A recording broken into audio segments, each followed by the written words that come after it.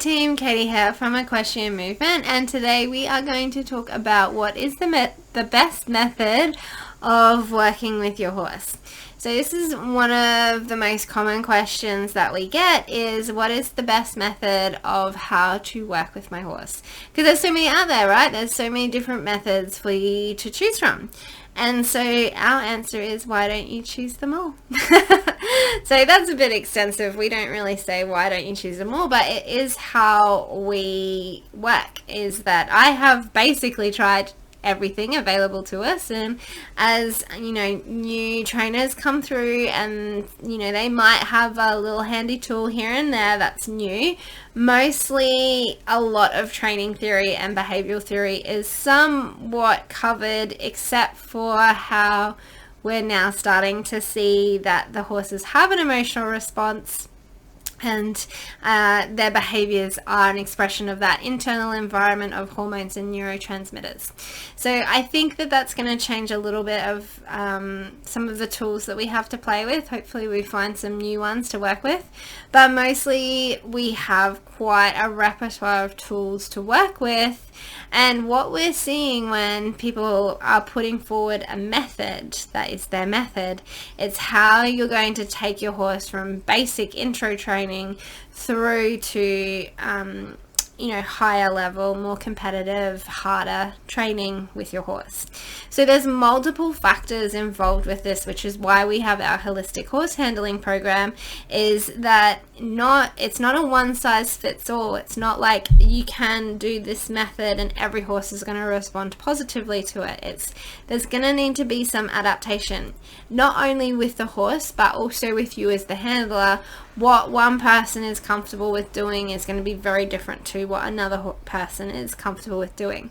So we really want to have a choose your own adventure, which means that you can take elements from all methods and kind of create your own way forward with your horse. So what we're really looking for is a couple of things. We're looking for language. So how are we going to build out that language, that vocabulary with our horse, so that we can have those more complex conversations when we get to the higher levels. Physical conditioning, so how are we going to structure our training sessions to condition our horse to be able to do those higher level movements? And then also the emotional agility. Does your horse have the self-regulation to deal with the stress of working towards those higher level movements? And so what happens is, as riders, we tend to tangle all of those elements up together and not really tease them apart into their separate entities. And that's why we have the holistic horse handling program, which is what allows you to implement any method and figure out if it works for you or not. So really foundationally, what we're looking for are 4 key things. Is, what does it look like when your horse feels safe? They don't feel threatened and they feel safe to be vulnerable around you. That's our first pillar, which is relaxation. How comfortable are you with giving your horse direction? How comfortable is your horse with receiving direction? And is your horse seeking you for direction? That's our second pillar, which is compassionate leadership. And then your language skills. So how are you going to guide the behavior? How are you going to mark the behavior? How are you going to motivate them to do it again? So you can be at play in there with negative reinforcement and positive reinforcement with regard to the tools that you're going to try and use for that communication. Recognizing that the end goal is just to create a word. So how are you going to ask your horse to pick its leg up? How are you going to ask your horse to stop? How are you going to ask your horse to go? How are you going to ask all of these different things of your horse so that it understands what the answer is? And they have the intelligence to understand what these answers are. They are incredibly intelligent. And then the emotional agility skills. So does your horse, how has your horse responded to the ask? So for example, there's some tools that I don't use because it's going to get an emotional response that I don't want. For example, I don't use flags because flags quite often are used to trigger a startle response in the horse to get their attention and their focus on you. And so we're wiring their startle process and we're wiring that flight response and then trying to control their fear. in my opinion, horses don't need help with startling and being scared. That is just like where they're most comfortable with, is like that startle response. You can feel like it's easier sometimes, especially if we're working with stubborn and lazy horses, to use a startle response to get that responsivity, but eventually they desensitize to that anyway and stop being startled and just get irritated that you're flicking a flag at them.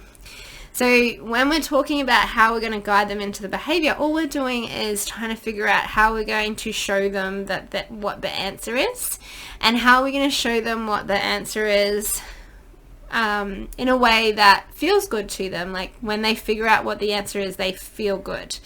And then where that comes into play is how well they take direction from you. So that becomes relationship dynamic. If they see you as the toddler, they see you as the directions that you're giving them are not safe for them, are going to put them in harm's way, are not in their best interest, then they're not going to want to take direction from you. If they are confident and secure within themselves, they tend to be less willing to take direction, whereas the horses that are more insecure tend to, be really trying to get direction out of you. And so you can have, the horses that are a little bit more insecure thrive under consistent direction, whereas your horses that are more confident and secure in themselves, that we tend to label stubborn and lazy, they can jack up more and get more stubborn from the consistent direction. So you're trying to find where that play is with your individual horse as to where that level of back and forth is, where that level of giving direction, receiving direction, seeking direction happens.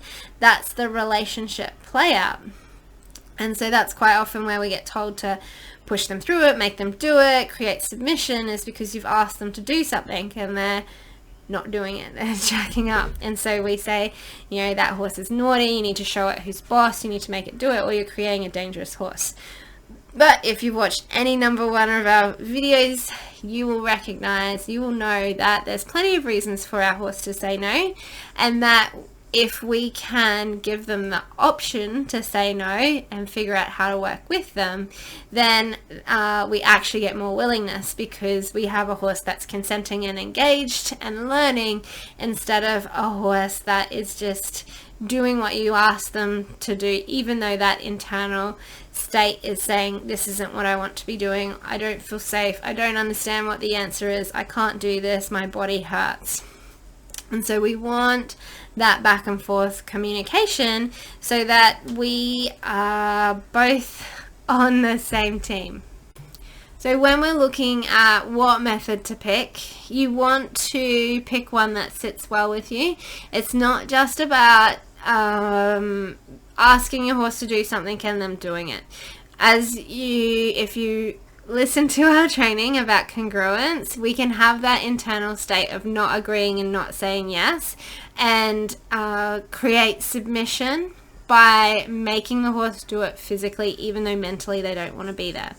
So it's really important that we're paying attention to that emotional agility aspect and that self-regulation. How has your horse responded to your ask? Do you need to adapt the way that you ask to elicit more willingness, more engagement, and more enthusiasm for what you're doing with them and for the ask? So when you're looking at the methods that are available to you, there is, for as many instructors as you ask, there is as many ways that you can get a certain behavior from your horse. If we're looking at how we're going to ask our dog to sit, we can put the treat in front of its nose and shift its balance into a sit by moving the treat. We can put the collar on its neck and we can shift its balance by pulling them backwards into the sit. We can put our hand on their butt and we can push them down into the sit and take the hand away when they're sitting. We can charge the clicker and click for when they're sitting so that they know that's the behavior that is going to get them the treat. So there's so many different ways, and even within those ways there's ways.